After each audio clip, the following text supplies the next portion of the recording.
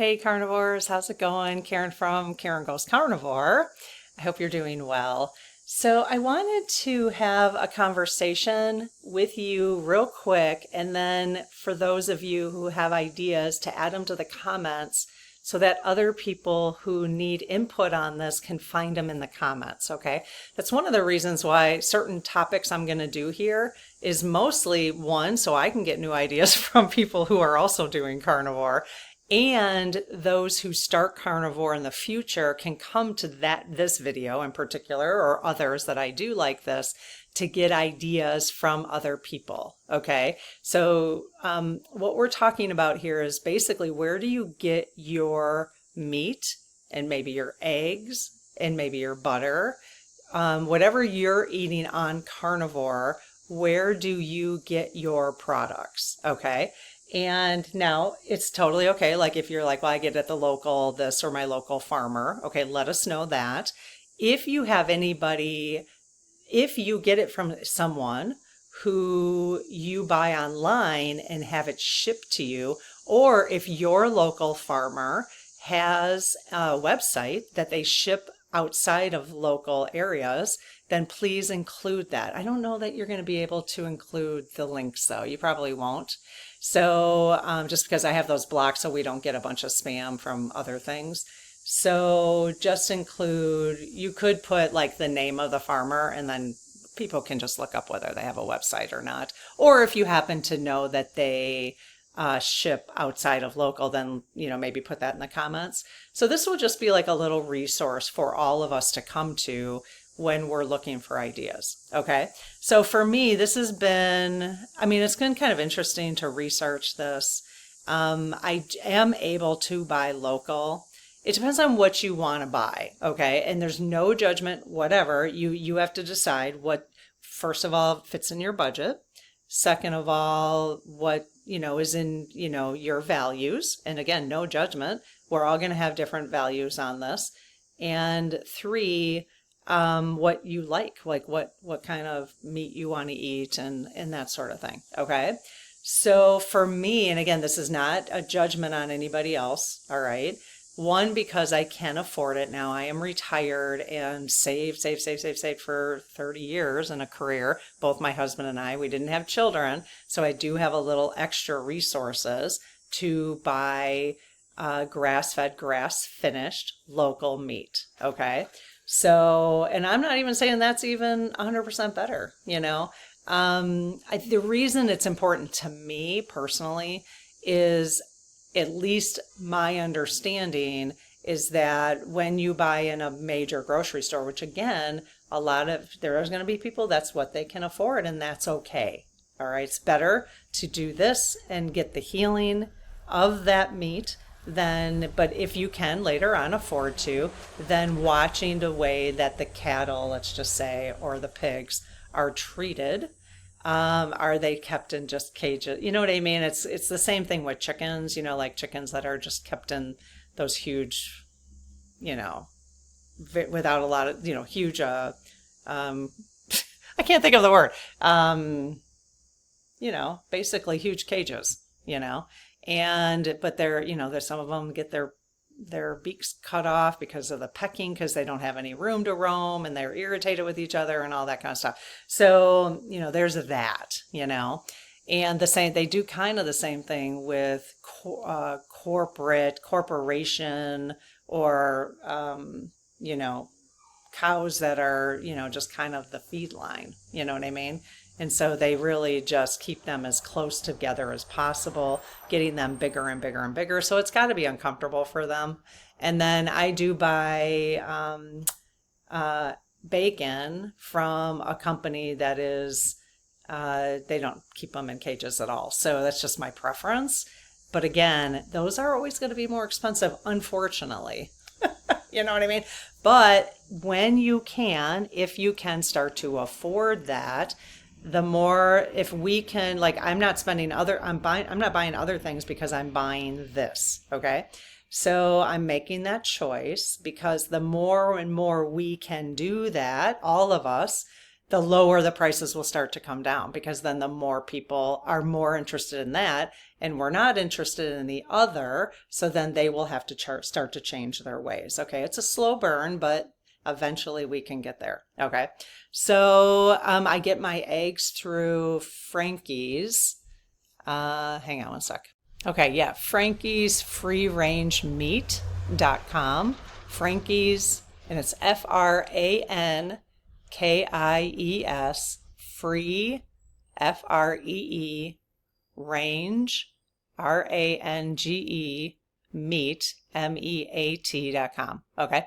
And I get the eggs from there. You do have to order separate from any meat that you buy there.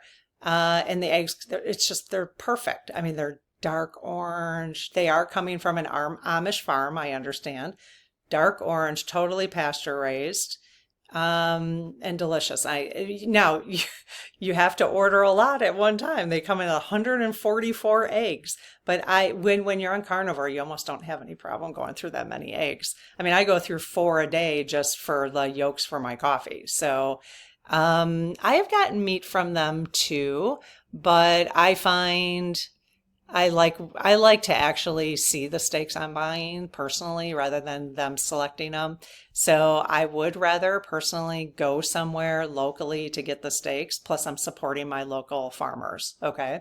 So I do have a store near me. I'm very fortunate. I hope others start to get this if you don't have it. But I have a butcher near me that is every single thing in the store is 100% grass-fed, grass-finished. Everything in the store. So from lamb to fish, a little different, but they have the same values about fish. Actually, the fish that is sold in the butcher's shop that I go to is brought in from someone locally who fishes in Alaska and then sells his fish there. So that's really kind of cool. And so yeah, so everything, every part of the cow, there's butter, there's chicken, there's just a whole bunch of stuff. So I'm very fortunate in that. And you know what? I noticed the other day, I went to Costco last night and I noticed, I was just comparing because the Costco is grass-fed, grass-finished, and it's, from big, industrial farming tactics, or, practices. I say tactics. A little judgmental there. Okay. I mean, I get it. I mean, it's a whole thing. We'll have another conversation about that at some point. But I noticed that when the ribeye at the place I shop at, I actually shop at one little small grocery store too, where I can get grass-fed, grass-finished meat but it's more within the state, but but still local for me. Okay, so this is another place than that butcher I was just talking about. But I noticed that the ribeyes at Costco per pound, which they never go on sale, the Costco just doesn't. I mean, I haven't seen meat on sale anyways. That the price is about $4 more per pound than the grass-fed, grass-finished. So it takes, sometimes it just takes a little while to kind of look around, see where you can get things. And so that's why I wanted to, if you guys know of other online that you've had a really good experience with, that the meat is quality, then please let people know and let me know. I want to know too in the comments. Okay. And so that was really the whole purpose of this video, is just to have a little dialogue, a little inventory of, and feel free if you have a review on someone that you didn't have a good experience with, you could just we don't want to slam anybody because everybody might have different experiences. So I just want to watch the karma of that. I want to be careful about that on the spiritual end of things. But I would, if you could just put, caution, maybe, and then favorite, and then what yours is. Okay. All right. I'm trying to think if there's anything else. Right now, I'm just keeping things as simple as possible. I like to have those two and then get my eggs here. Oh, in terms of butter, I've been buying the butter, the Kerrygold butter from I have 2 plates so for at Costco because it's just so much more reasonable in price. Plus, I'm getting butter from the Amish farm at the butcher. Okay, I do like the Kerrygold better, I must say. The only problem is our Costco only carries the salted. And if I knew what kind of salt they were using, I'd probably feel more comfortable. I just don't know what kind of salt they're using. Maybe I could research that. Does anyone know what kind of salt Kerrygold is using? And so that, I'm looking for unsalted, although I do like it. I like the salted even in my coffee. So that's the only thing, because I'm being very particular of what I'm using about everything. I might as well be particular about what kind of salt is in the Kerrygold butter. But Costco doesn't carry the unsalted. So, yeah. And okay, I just bought last night at Costco. There's a bacon brand there. I don't have the brand off the top of my head, actually. But every Costco wouldn't cover it. You'd have to look for yourself. They do have a brand there that has no nitrates. It has all my requirements, excuse me, all my requirements, including non-caged pigs. So they don't put they're free to roam. But they have sugar in them. And this company also they use brown sugar. So this company also has non-sugar options or with no sugar added, but Costco's not carrying that. And I did contact the company to see if they would work with Costco to get the no sugar option in Costco, but they said I had to go to Costco and work with them. So I just forget to do that. I have to go and ask Costco. I don't know if they will do it, but I did buy the one with the brown sugar in it, because it only had 1 gram of sugar. And I have a feeling when I cook it up, I'm going to be like, because now my taste buds have changed so much that I'm sure it's going to be way too sweet. So, and I don't really want it. I don't want it, but I just was willing to pay the price with the brown sugar in it. So who knows? It may not be, maybe it doesn't taste that sweet at all. But what is your opinion on that? You think I should use the one with the brown sugar or just pay the extra? I mean, I do pay the extra for that other company.